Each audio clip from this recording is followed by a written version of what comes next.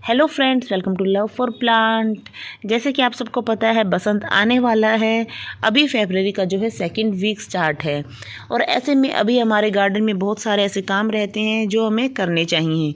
जब गर्मियों की स्टार्टिंग रहती है, अभी भी सर्दियां काफ़ी हैं, लेकिन बसंत आने से पहले ही हमें अपने प्लांट्स की गार्डनिंग कुछ ऐसे काम कर लेने चाहिए जिससे कि हमारा वो प्लांट है जो पेरिनियल प्लांट रहते हैं या फिर जो सीजनल प्लांट भी रहते हैं गर्मियों के, वो भी काफ़ी अच्छे रहे और हमारा गार्डन पूरी तरह से हरा भरा रहे। उन्हीं में से एक प्लांट आता है हमारा जेड प्लांट। जेड प्लांट को तो आप सब जानते ही हैं, इस तरह से छोटी छोटी पत्तियों वाला प्लांट। वैसे तो ये जेड प्लांट नहीं है, सब लोग आपको झूठ ही बोलते हैं, क्योंकि ये पोर्चुला कैरिया आफ्रा है, जिसको हम एलिफेंट बुश प्लांट भी कहते हैं, बटन प्लांट भी कहते हैं, ड्वार्फ जेड भी कहते हैं। सिर्फ इसको जेड प्लांट बोलना सही नहीं होगा, क्योंकि जो हमारा ओरिजिनल जेड प्लांट रहता है उसके पत्ते बड़े बड़े रहते हैं और जो छोटे पत्ते वाला रहता है इसे मिनी जेड या ड्वार्फ जेड कहते हैं। नाम तो इसके कई सारे हैं, नाम से नहीं, लेकिन अभी हमें इसके काम से मतलब है। काम क्या क्या करने हैं हमें हमारे जेड प्लांट पर, उन्हीं का हमें ध्यान रखना है। जैसे कि आपको पता है कि सर्दियों में जो जेड प्लांट रहता है वो अपने पत्ते गिरा देता है, कुछ टहनियाँ इस तरह से उसकी बिना पत्तों की हो जाती हैं, या फिर कई बार उसकी जो स्टेम रहती है थोड़ी लैगी सी हो जाती हैं। सर्दियों में ग्रोथ करता है लेकिन उतनी ग्रोथ नहीं करता जितनी किसकी होनी चाहिए। तो अभी वैसे इसको माना जाता है कि जो हमारा ये जो जेड प्लांट है, फिर जो मिनी जेड है, थोड़ा सा स्लो ग्रोइंग प्लांट है, बहुत ज़्यादा फास्टेस्ट ग्रोथ नहीं रहती।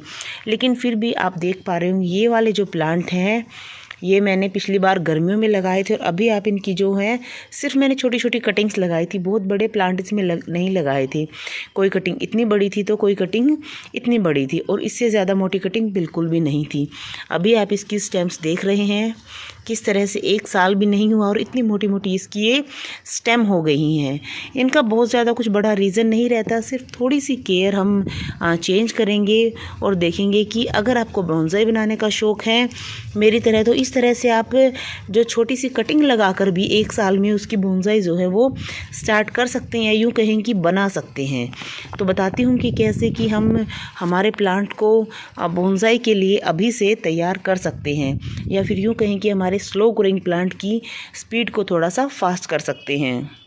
तो कोई भी बोनसाई बनाने के लिए आपको सबसे पहला काम करना है, अगर आपने अभी तक कोई प्लांट नहीं लगाया तो उसे लगा लें। अगर आपके पास पहले से कोई प्लांट है तो सही है।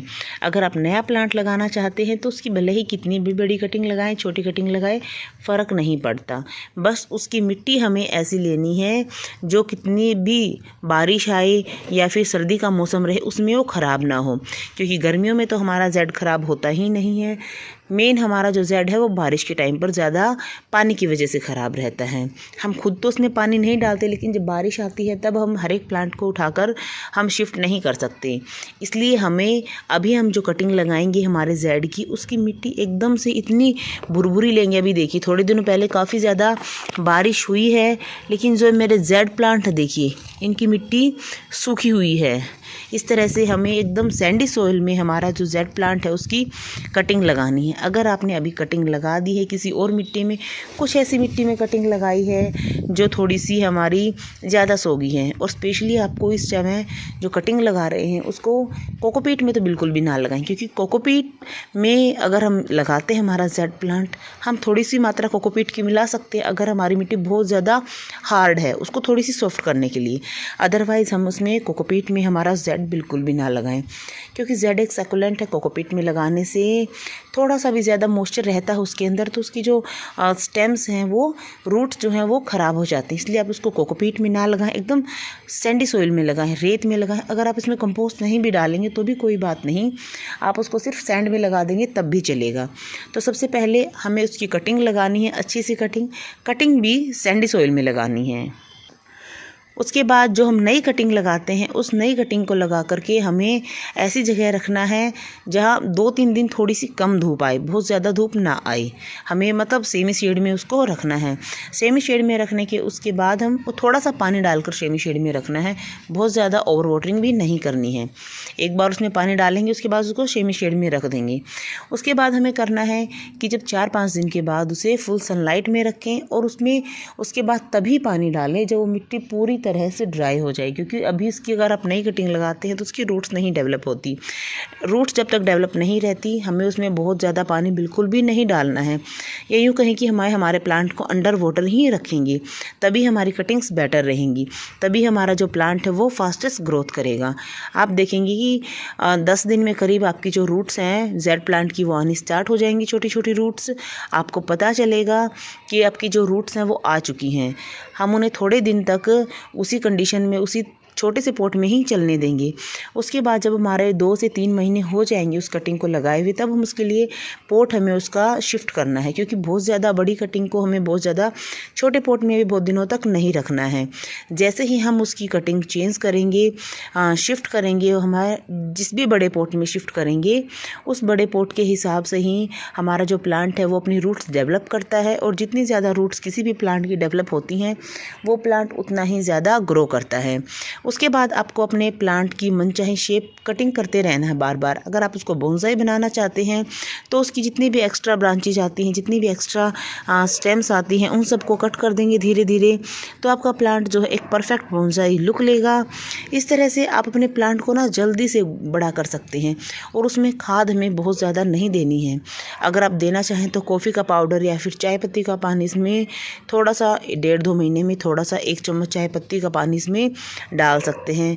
चाय पत्ती को बॉईल करके या फिर वैसे ही पानी में मिक्स करके, थोड़ा सा गर्म पानी बिल्कुल भी नहीं डालना है, जब वो ठंडा हो जाए उसके बाद हम इसमें डाल सकते हैं। या फिर हम थोड़ा सा NPK या फिर हम हमारी जो कंपोस्ट रहती है वर्मी कंपोस्ट, या जो हमारी किचन वेस्ट फर्टिलाइज़र रहती है वो हम डाल सकते हैं। इससे जो है हमारा जेड प्लांट काफ़ी ज़्यादा जल्दी ग्रो करता है, क्योंकि ये नाइट्रोजन बेस्ड फर्टिलाइज़र जो भी हम डालते हैं इसमें NPK वगैरह डालते हैं, उससे जो हमारा ये जो ग्रीन जो प्लांट रहते हैं वो बहुत ज़्यादा जल्दी ग्रो करते हैं।